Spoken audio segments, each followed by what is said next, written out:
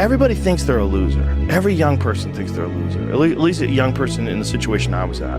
Like, I didn't know I wasn't a loser until I started winning, until I started doing martial arts.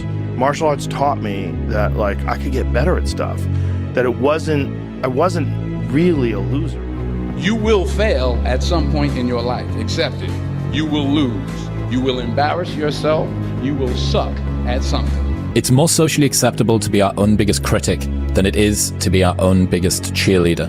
10 years before I've heard it put into words, if you can be in a bad mood for no reason, you can be in a good mood for no reason. There's a quote that I've fallen in love with. The magic you are looking for is in the work you're avoiding. Fuck, dude. The magic you are looking for is in the work you're avoiding. You can't wait for everything to be perfect to start living your life. Because I bet that's what I've done. My whole life has been like that. Inside of me, it has been, as soon as it's all lined up, I'm going to show you myself. As soon as I've got it all looking the way I want, I'm going to show up for you. I'm never going to get to that where everything's okay, where everything looks a certain way. And in the meantime, I'm burning the best time I do have available. I'm burning that candle up. I'm burning this candle down, and I'm saying as soon as it gets bright enough or warm enough in here, I'm gonna show up. But the candle's getting smaller. When you had that third failure in a row, did you think, I need to pack this in? Never. Why not? I don't ever give up. I mean, I'd have to be dead or completely incapacitated. When I wake up every day, there's only one voice I have to listen to. It doesn't matter whether I achieve all of my goals or I don't achieve all of the goals. In 3 generations, I'll be forgotten, and the only people who were naysaying against me will also be dead. And so then it's like, just do it for me. So I want to ask you, can you admit something in your life that you don't feel like you deserve or have earned?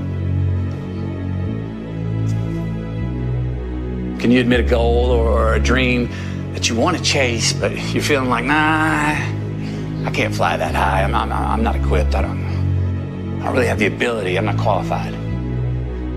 Can you admit something in your life that guilt is keeping you from getting? Can you admit something that you don't want to start, continue, or finish because you're afraid to?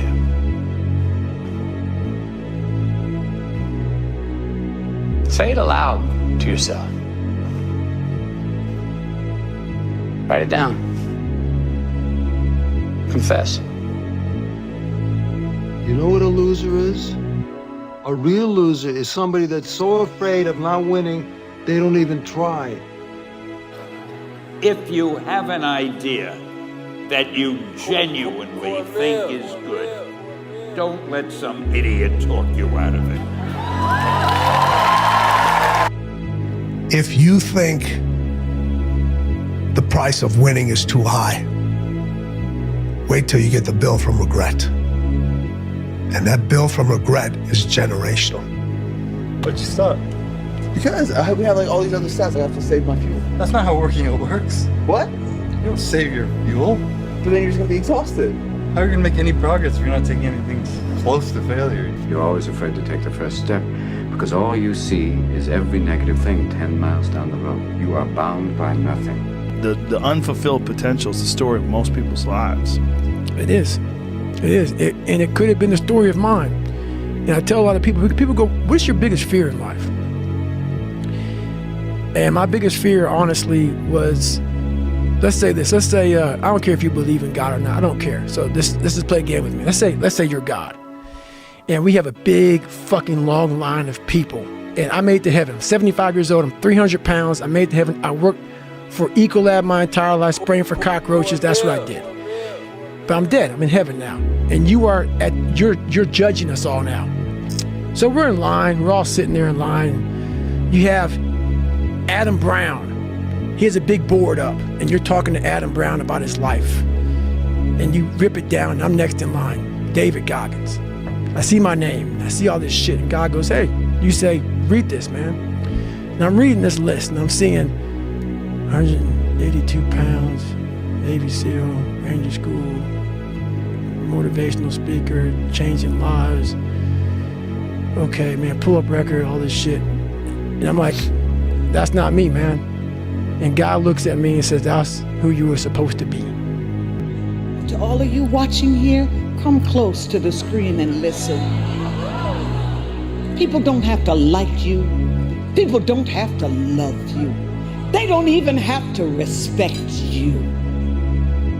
But when you look in the mirror, you better love what you see. You better love what you see. Why would you not go for it? Why would you not take a chance? At one point in time, you got to take a chance on you.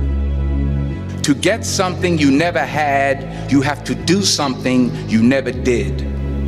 Les Brown's a motivational speaker. He made an analogy about this.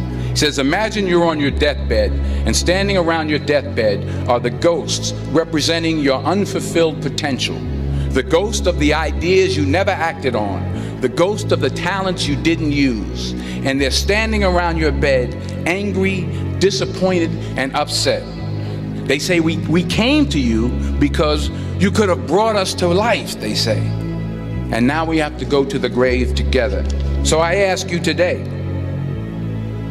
how many ghosts are going to be around your bed when your time comes? If you can see it here, and you have the courage enough to speak it, it will happen. I'm going to have setbacks, I know.